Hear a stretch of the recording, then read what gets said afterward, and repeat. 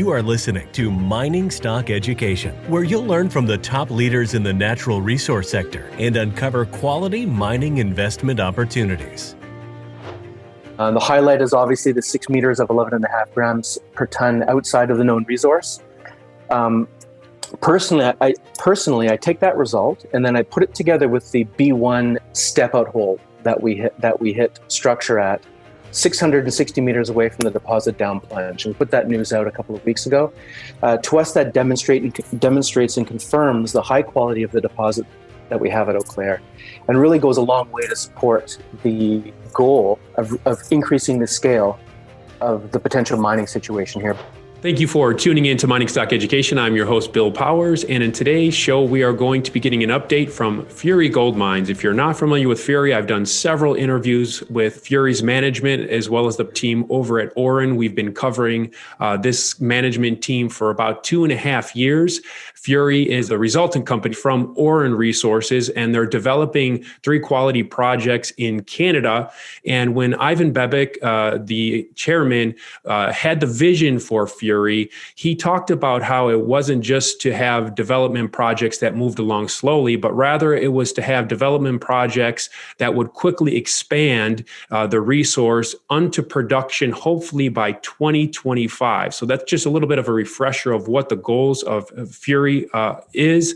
Joining me today is Michael Henrichsen. He is in charge of geological advancement and exploration with the company, as well as the president and CEO, Mike Timmins. Gentlemen, welcome to the show. Mike, you put out some excellent results recently at your Eau Claire project, showing the expansion potential here. Please walk us through these results and what is the significance?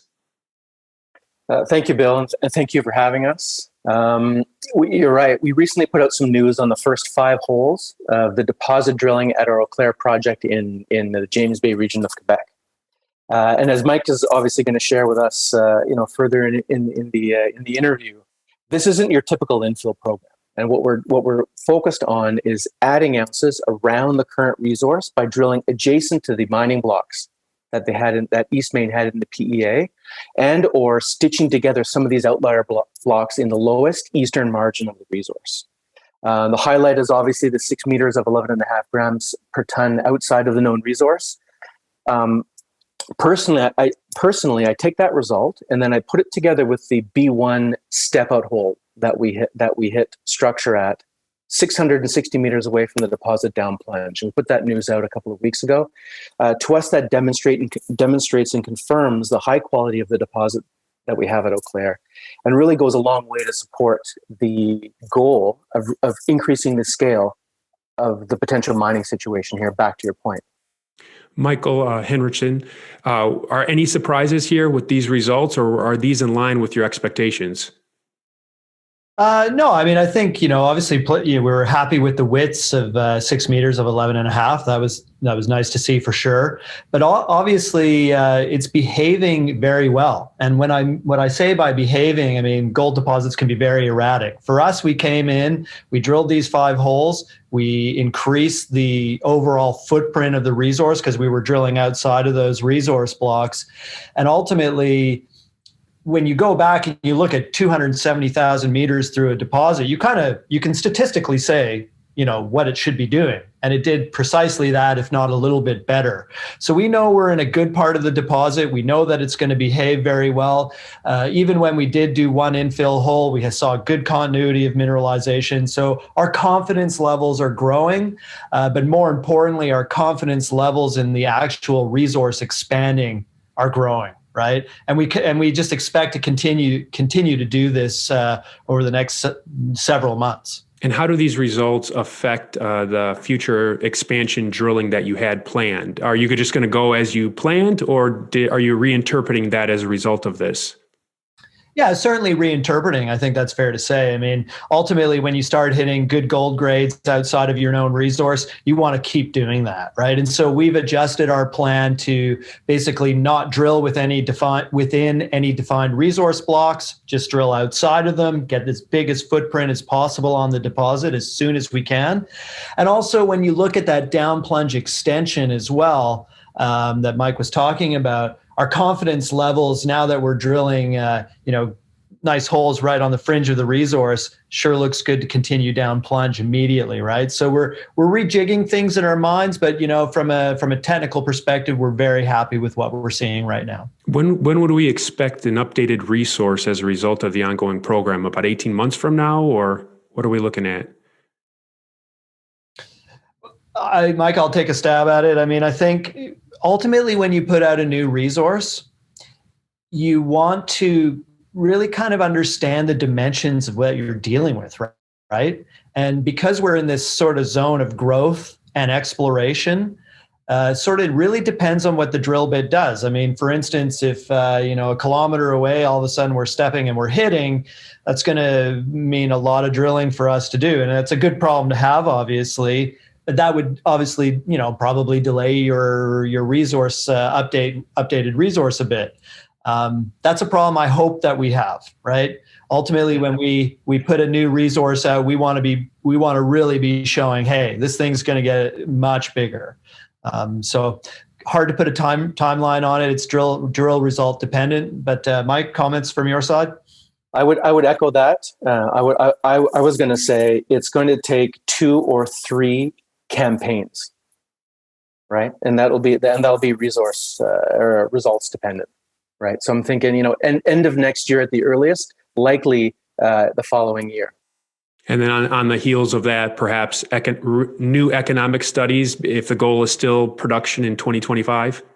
Yeah, well, I think, so, that's a good question too. So, I mean, the first technical update from us, the big milestone for Eau Claire will be an updated resource, right? And that'll be results dependent and how we decide to scale that. And then very shortly after that, so within a few quarters after that, we would look to put out a PFS. Yes. So the idea is to really unpackage the 2018 PEA into its modules and move those along at the same time that we're doing this drilling. Right. We have our goal internally of what we want for Eau Claire. And so if we just move ahead technically with the environmental, a lot of the project development stuff, the geotech, and some of the metallurgical work that we want to do, we can have that larger scenario in mind. And it's actually the same kind of work, right? You just do a little bit more of it, or you take a small nuanced approach to getting all that work done. And so we're going to do that anyway in the background, right? So that by the time we surface with a new technical report, we'll be well on our way to delivering the next technical report for Eau Claire, right? I mean, it's not, I don't like telling people that we're fast tracking things, because when guys in the mining space say they're fast tracking, that means they're not doing something, right? But I think, if you can do as many work streams as you can in parallel, that's a good thing for the project and a good thing for investors, because you'll always be coming out with the next thing. And the next thing would be drill results, right? Is that what we should expect? Yeah, so we have 4 additional infill holes as well as 3 step-out holes from our panel B step-out in the lab. We just completed the first hole of A panel of our step-out, so that's kind of a 200-meter deposit offset down plunge. And we're currently drilling hole A2 and C1. And the C panel that Mike alluded to is a good 800 to 1,000-meter step-out panel, which is exciting. Or it can be terrifying. It depends on who you ask, right? But we're a mature enough group to be able to shoulder those expectations and that little elevated technical risk in order to really demonstrate and capture value for shareholders. I think we can expect more drill results to be released kind of mid to late March timeframe, after which we anticipate news, I would say, from Eau Claire coming fairly consistently for the next several months, to Mike's point, which will, in our view, transition very nicely into announcements and results coming out of Homestake and Committee Bay. Michael Henrichsen, is there anything more you want to say about the potential here? Well, I think, for our investors, what our investors can expect from us is they can expect, resource growth, because that's looking very good to us based on our initial press release here. But you also can expect us to take those bold swings and try and get that game changer going. And that's what kind of sets us maybe apart a little bit. We're willing to take those risks, as Mike said. But, we've got a great project. And, that allows the technical group to say, hey, let's go for it. We see that as potential. And I think that's something I want to convey to everybody. We do have a great project, and that allows our technical group to be a little bit more aggressive, to see what ultimately Eau Claire will become. But, we're very happy with the start we've had. Mike Timmins, a final question for you. How is the market perceiving Fury, and what more, if you could choose one thing, would you want the market to understand? I think the market needs to understand the positioning and what we've done here, right? We've assembled the right people with the right assets. I think in the right time of the market, right? We're expecting gold to do well over the next 3, 5, 7 year time frame, and we're putting together a focused team and a focused work plan on high grade gold assets in Canada, and I think that moving ahead, and certainly if gold is your thing, you want to be well positioned. So we think our shareholders are well positioned. We're getting a lot of it's trading much better in the last month or so than it has been in the first few months, because a lot of the emotion now has gone out of the stock, and people are really looking at what are the ingredients here, what's the game plan, quality of management, and quality of their plan moving forward. So I think that's the most important thing that I think potential shareholders should be looking at when they do their A/B comparisons. Excellent. Well, the ticker symbol is very easy to remember. It's FURY, Fury, and you can find it in Toronto or in New York. And the website, again, is furygoldmines.com. Go over there and sign up for the news release notifications. Get on the email list. Gentlemen, thank you for coming on the show and providing an update. Thank you, Bill.